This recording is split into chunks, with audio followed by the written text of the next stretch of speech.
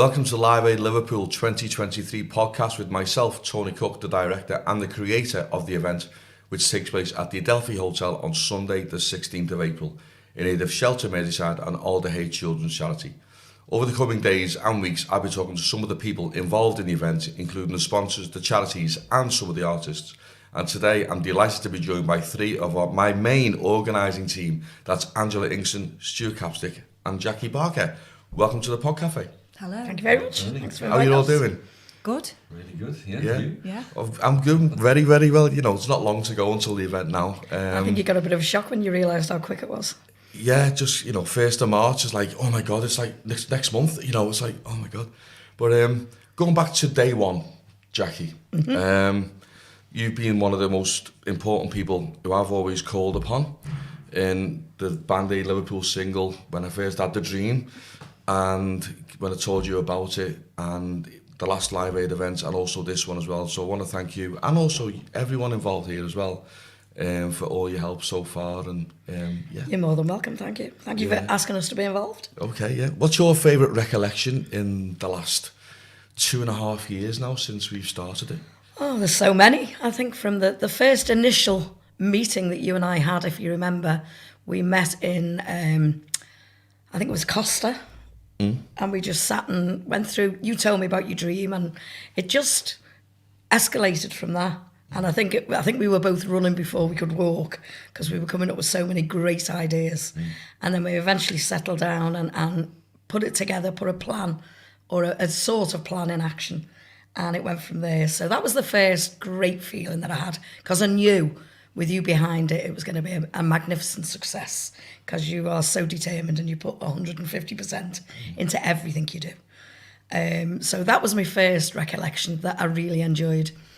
And then I would say another one was the day we actually got into the event or the place that we held the event last year, which unfortunately is no longer open, but it was wonderful. We walked in, I think there was about 6 of us, and it was a really, really cold, freezing cold day. And we all sort of looked at each other and thought, is this going to work? Do we really want it in here? And we sat down and went through a couple of things and looked at the dressing room and said, we've got to have water, we've got to have drinks, we've got to have a heater. And then meeting up with some of the artists that you'd asked to come on board. And it was delightful to think that everyone that you asked, or virtually everyone that you asked, jumped at it straight away and said, I'd love to be a part of it. So that was great. And then the initial event was I don't think we can put into words how wonderful the feeling was between all the artists and all the audience and the people who were involved. It was just amazing. A great event. So I'm really looking forward to this year's. Yeah, because it was just after lockdown as well, wasn't it? Yeah, It we was needed November something. 21, so. We did. We needed something. And it was great to see so many friends of ours, both of ours, who turned up to watch the event, and they were so enamoured by what it was for, and the fact that it was just out of lockdown, and everyone was in such a great mood. It was incredible. Yeah, I think one of the main things that I wanted to do as well, going back to the lockdown period where a lot of artists, I've touched on this a few times, they were caught out by what happened, they didn't have much support and things like that. So one thing I wanted to do was make sure was that everyone involved, there was no egos, no famous people involved, it was just the people that had been affected by the whole thing. So it's also given them a platform, to perform socially distanced at the time with the video and stuff like that. And then obviously the live event, to keeping it, integral to the community that is all the musicians and artists that we all love on Merseyside, and I think it was just a great thing now. When we recorded the song, when we did the single, yeah. What a night that was. It was absolutely wonderful because a lot of us didn't know who was involved. Yeah. So we just kept seeing these people coming through the door and thinking, oh my God, look at this, oh my God. At that time. I didn't know anyone at that time. And I think we were all amazed by you and Josh when you got up on that stage, because as well as recording the single, we had a couple of guest artists just to keep the night going. And none of us knew you. Yeah. None of us knew you. And to watch both you and Josh was just amazing. Oh, thank You were fabulous. You were fabulous. And since then, I've been a fan. Oh, too kind. I think you've got many fans now, Angie. Because I'll be honest, when I was like looking for like the artist to come onto the single in the first place, and Jackie just touched there, sort of. I didn't know you personally then, Yeah. but I seen a video and I think might have been Fields of Gold, I think, and I just thought, wow, why have I not seen? Why did we this not girl? know you? And there's obviously, thankfully, thanks to social media and YouTube, you see a few other ones, and I thought, she's in the singing, and I thought, when I was putting the jigsaw together, who you're going to be singing, Liz, and what line you're going to be doing, I think your joint thing with Billy Kinsley, obviously Maisie Beat legend, it just worked out. It was just a perfect thing, wasn't it? Be asked to be on that, so I was overjoyed, to be honest. No, I took some time out, a long time, to be honest, before I kind of re-emerged myself. So, and for me, that was a massive focus. So obviously very thankful. Now you were going to be on last year's event, yes, weren't you? Until COVID. Oh my God, the dreaded word. I was absolutely I was gutted. I really was, but I'm ready for this year. So like you say, wrap me up in cotton wool. That's what I've said that since last year. Yeah, literally hibernate. That's what I'm doing. Now you, Stuart, you're the Jim Morrison of The Doors Rising.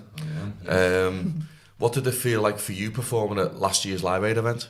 Well, it was just out this way. Just to echo what Jack had said, it was just such a great thing to be a part of, wasn't it? And just being behind the scenes and being with all the other artists, such a great mix of people, and a great mix of bands on the night. Just to see and hear all the others as well was fantastic. Couldn't wait for our slot to go in. It was tragedy, obviously. Angela couldn't come along, and we had a similar brush with it ourselves. Our drummer at the last minute fell ill, and we had to parachute the ever-present Adam Goldberg in to do for us. So it was great to be able to do it. I'm really looking forward to this year as well. I mean, it's difficult to improve on what was perfection last time, but I think this year is going to be something else, isn't it? I'm really looking forward to it. I think I told you, didn't I, a few weeks ago that someone messaged me and said, "Why have you got Two Doors tribute bands on?" And I said, "I haven't got Two Doors tribute bands on." He says, "You have." It says doors open at 1 o'clock. I thought, you have not really said that, have you? You've got no idea the problem that causes. Yeah, I know. So you're Stuart, you're doing a lot of the social media aspect of things for the event as well through LinkedIn now. I must admit, I'm totally alienated to LinkedIn. I used to call it LinkedIn. I used to call it. I didn't even get onto the concept of it. How are things going with that? And explain what LinkedIn is. LinkedIn is essentially the Facebook for business. I have a day job, of course, so it's through that I do a lot of promotion for. Sounds mysterious, doesn't it? For my daytime activities in law. So I'm used to obviously promoting things on that platform, and it dawned on me some time ago that, particularly for the Doors, our audience tend to be more senior in age. Sorry, I didn't mean to look at you. Certainly for an event such as this, with two charities so close to the heart of the city, that it makes sense to be promoting it across all different networks, doesn't it? So we've got a healthy following on LinkedIn there as well for businesses, and it'd be nice to have some corporate sponsors come through that channel as well. So and we've put some adverts out in relation to that for anybody who's interested. So And can anyone look onto it? We can all link into it. In the same way that you set up a profile for Facebook or whatever else, then you set up a LinkedIn profile. But the theme of it really is business. So, well placed here, I think. Obviously to promote such a great event that's got everybody's interests. Yeah, because there is a chance for people to maybe sponsor one of the artists. When the artists are on stage, they can have their organisation, their company, emblazoned like sort of underneath the artist's name on the big screen, and very broad that's shoulders, a good idea. I'm sure, so that's an opportunity for someone out there, so absolutely. So going back to you, Angela, the set that you're going to be doing, have you you don't have to tell everyone the song, but have you got an idea of the set list that you're going to be doing? I kind of got an idea, but I keep changing my idea, so all right. I'm not going to reveal anything yet. I need to touch up on it a little bit. So now you're obviously you're with Josh, as well. He's going What to be an joining us. incredible guitarist. He's amazing. One of the isn't he? most talented. Yeah. Yeah. He's absolutely amazing. Yeah. So he's actually not from here, is he? Originally. No, he's Aruba, from Aruba. Aruba, Little yeah. small Aruba. island, Caribbean island. Yeah. It's one of the nicest islands in the Caribbean, as a matter of fact. Yeah, I've never been. Oh, it's my You'd never get me on a plane for that long. But no, yeah, he's amazing. We've been together a good few years, 5 years actually in April. And yeah. I think the initial time that we seen you on that first night when we were recording the single, and none of us knew who you were. Yeah. I think that was what blew me more than apart from your vocals, which are incredible. To watch that guy play the guitar to a room full of who were basically strangers to him, and to just I think every single person in the room stopped whatever they were doing, and just turned and looked at how talented that lad was. Yeah. Yeah. Once that guitar's in his hands, that's it. He's just away with it. So he's in his own little world. I'm like that with a cake. No, there's two other members that are not with us today, who've been helping out. We've got Tracy, doing a lot of media things for me. We've also got Dave Brown as well. No, Dave. I know Dave would have loved to have been here today. Dave. We miss you, Dave. He's missing out on the cakes and the tea and the Kit Kats here, And he will be watching. We'll save him one. And he will be watching. Yeah, Dave had a bit of an accident just a few weeks ago while on holiday. He's dislocated his knee, so he's all strapped up and looking, feeling sorry for himself. Feeling sorry for himself. Very sad. Yeah. Well, hopefully he's going to be with us for the event. No doubt he'll be. He's the artist coordinator, so everyone's going to be. He won't miss it. He will not miss it. The event will not happen unless Dave's going to be like 40. He was incredible behind the scenes last year. Absolutely incredible. Yeah. He's a brilliant help anyway. But going back to the charities, to the event, obviously it's for Alderhay Children's Charity and also for Shelter Merseyside. Jackie, what does Alderhay, do you think, mean for you as well, but as well for the city? Well, one, it's basically on my doorstep. It was where I was brought up, so Alderhay has always featured in my life. I passed it every single day. And also have now being a mum of 3 and a grandmother of 4, it's lovely to know that we've got that safe feeling that it's on our doorstep. The city is so proud of it. It's Europe's biggest children's hospital, and we are just so lucky to have it on our doorstep, and they do such great work. So, it is very special, very, very special place. Yeah. How about you, Angela? Well, Alderhay is kind of my second home. My youngest daughter, Izzy, so she's got some medical needs, and I spent a good bit of her life at the beginning, a good 6 months at Alderhay, so I just seen from inside just the incredible work that they do, but you don't know when you are passing it like that. You don't know actually what you're not kind of thinking, in that way, until you're actually in that scenario and you're like, wow, all these families are struggling so much, and the doctors and the nurses and everyone are just incredible. So for me, it's obviously close to my own heart. Yeah, I think we've all been touched by the magic of Alderhay, haven't we, Stuart? Absolutely, yeah.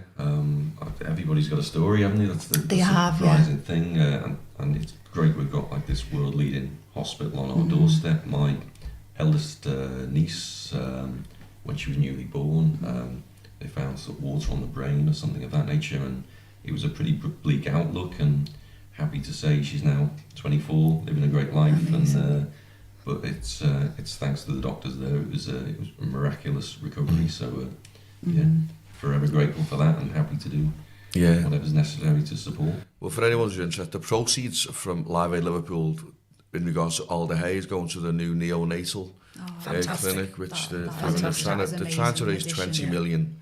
I think they need to raise 3 million from public funding donations for that to happen, In regards to Shelter, I mean, people obviously, Shelter's been our support since day one, really. I only learned the other day when I was doing the podcast with the people from Shelter that there's over 14,500 people homeless in the region, and over 6,000 are children. Wow, it's just incredible, isn't it? Are homeless in the region, which I think is scandalous. It just shows you that the system's broken, doesn't it? It's completely broken. And it is up to us, unfortunately, to try and make a difference, isn't it? Especially with the way heating bills are rising again and things like that. It's going to be an ongoing situation that's going to get even bigger. Yeah, so they do need every penny and every bit of help that we can give them. Yeah. Now, going back to, I will do this with all the artists now. We've all had moments on stage which you either regret or funny or embarrassing. So I'm going to put you on the spot here. Stuart. Oh, thanks for that, Tony. Which one do you want? Wow, yeah. How long have we got? We just started off the year in Ireland. Went over to Dublin for a gig, which was incredible. And we had a gig this next night, which we don't normally do 2 nights on the bounce, but this was great to go over there and do 2 gigs. So second night was in Belfast, and sort of always liked to play, and but sort of felt so satisfied from the night before, thinking, you know, what can we do tonight that's going to top last night, because it was just amazing. And started off the gig, it was all going really, really well, and Jim Morrison obviously on stage was very, you know, vibrant character and controversial as well, but also would throw himself around and throw himself on the floor, which I've never done. I'm a few years north of 27 when he died, so I'm never thinking 28. So I've never done anything like that, but sort of dancing around to the finale song, the end, and it gets very frantic, and my legs just got caught up in all the cables. So I ended up going flat on my face, but just at the right moment, kind of when he would have thrown himself on the ground, I found myself on the floor. And I just went with it and styled it out, was riding around. But, like it was meant to happen. Like it was meant to happen, but you could tell by the faces of the other 3 on stage that clearly wasn't meant to happen, because how our drummer held it together, I don't know. So I'll go with that one if that's all right. That's fine, yeah. Go on, you're next, Angela. Go on. Oh, probably at a wedding that me and Josh were obviously performing at, and I thanked the bride and groom, and I said the wrong name of the bride, and I was like, it wasn't until after, and Josh said, Angela, I didn't think that was her name, you know, and then I looked at like one of the little signs. Yeah, exactly, and then I was like, oh my God, I couldn't get out there quick enough. Yeah. That was my most embarrassing. Literally went red. And we thought we'd save the best till last. Oh, Tony, where do you want me to start? You've been at an awful lot of my embarrassing situations. Good God. Yeah. I'm just trying to think. I remember one when we had the fabulous... I used to support Cy Tucker for 9 years, and we had the fabulous Tucker band on. And I just thought, their bass guitarist, Gary Johnson, is so serious when he's on stage. So serious. And he just used to stand in his position and gaze out the window. Never distracted from his playing, but gazed out the window, and I thought, I'm going to get him. So I went out of the bar, and I went round, and me being me, sort of decided to undress a certain part of my body out on the middle of the Strand. And Gary never flinched, and I got arrested. No. Yeah, just as I did it, a police car pulled up, and 2 policemen got out and said, excuse me, love. But luckily enough, we managed to talk them round, and they let me go. Yeah, that's one of them. Wow, okay. What else, Tony? What else can you think of? Well, how long have we got? Yeah. That's what it is, yeah. There's been all sorts. I've split my trousers on stage once. Yeah, I've done that. Yeah, because back in the day when I was a little bit younger, because as you know, a little bit older than you now, Stu, being 37, when I was about 32, I was very active on stage. I used to dance and jig about and whatever. And I actually bent down, and as I bent down, the trousers ripped, but from the waistband to the oh God. And I couldn't turn around, and some lovely, it might have been Dave Brown or one of them, actually threw me his cardigan to wrap around my waist and walk off stage that way. Oh, there's been loads. Oh, you've been a famous stunt person, haven't you, for a certain megastar? Oh, well, obviously. I mean, you must. If you haven't heard of this, I don't know. The story. Well, you'll understand the resemblance straight away. Okay. Because for many, many years, I was Kylie Minogue's stunt bum. Oh, right. Okay. Oh yeah, Kylie Minogue's stunt bum. In fact, the story that goes with it, the reason I became a stunt body double was, if you remember, she'd sort of gone out of fashion. She'd left Neighbours, and she came back onto the scene when she was 34, slightly older than me at the time. And she had a pair of beautiful tight gold hot pants shorts on in the video. And when they asked her, she told the reporters that she'd bought them in Oxfam, and I was the person that put them in the Oxfam in the first place. So they managed to get in touch with me, and that's how I started being Kylie Minogue's stunt double. So the bum in the video is actually your bum? It's mine. It's your bum, yeah. It's mine. Thought it looked familiar. So you're going to go look. You're going to go looking on these videos now, aren't you?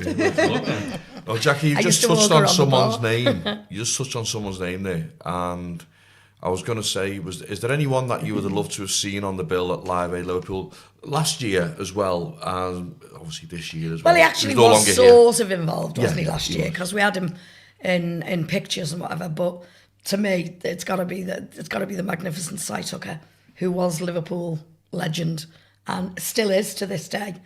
And I think if we would have had Cy on the bill, we would have had to have St George's Hall rather than the fabulous Adelphi. Possibly. Or rebuild, Possibly. rebuild Coopers. Yeah, it would have been fabulous. Yeah. Yeah. But to me, he was the person I always went to for advice and looked up to completely, because he'd done everything, played everywhere, seen everything. He was just incredible, and still knew his roots and kept to his roots. And he was a Scouser. He was a Liverpool bloke, and to me, he was always my legend. So I'd have loved him to have been on the bill. Yeah. No, Angela, if looking at the artists that are on the bill, is there anyone in particular who you're really looking forward to seeing, apart from yourselves, obviously? Oh, I'm looking forward to seeing so many, Yeah. so many, honestly. Michelle Lawson being one of them, because I think her voice is just, incredible. Danny Graham as well. I love a bit of Dolly. So I'm looking forward to that. Obviously yourselves, the Doors. But all of them, I can't, it's hardest to pinpoint.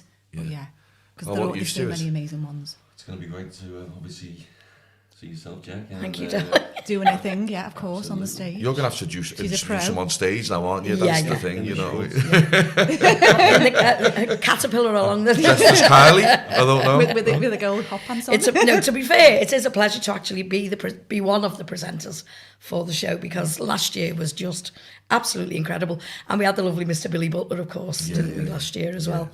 And it was great to see him, another Liverpool legend. So it's going to be lovely. But going back, Stu. Just Angela, obviously it'd be great to see you after you being cruelly robbed last year, so the year before, so that'd be good. But you've got a guy we're just in love with, which is Bob Floyd. Yeah, absolutely diamond of a guy. He's such an absolutely lovely guy. We were out in Greece playing with him, and just Pink Floyd just does it amazingly. So looking forward to seeing them up on stage as well. So. Are you doing a tour with him as well, or are you doing a few shows? That would be great to say, but we're supporting him in Manchester. In June, so that would be great as well. Yeah. Okay. Well, Jackie, before we finish off this podcast, it's been great. Do you have a message to everyone who's already bought tickets, and also those who are considering buying tickets for Live Aid Liverpool? Thank you very much for all your support, and everyone, if you were there last year, you know how good it is. And if you're thinking about coming to the show, don't think, just go and buy your tickets, because they're selling very, very fast, and they're going to sell out very soon. Yeah. So we need you to get your money in, and you know, the more tickets, well, we want to sell out, obviously, and we are heading towards that target. So please, you're never ever going to see a show where you've got so many great different artists in one room, and that's the thing you've got to think about. Yeah. Whether you're a fan of Dolly Parton or the Doors or whatever, just to sit there and watch everybody else as well, who are all talented in their own way. So please buy your tickets. Yeah, good message. And on that note, I want to thank Jackie, Stuart and Angela for coming in today. Tickets are still on sale. If you go to the Eventbrite website and just search for Live Aid Liverpool, tickets are on sale at £25, or you can buy a full table at a discounted rate as well. Scan the code, which should be on the screen as well, and all the ticket details are below. From myself, Tony, see you soon. Take care.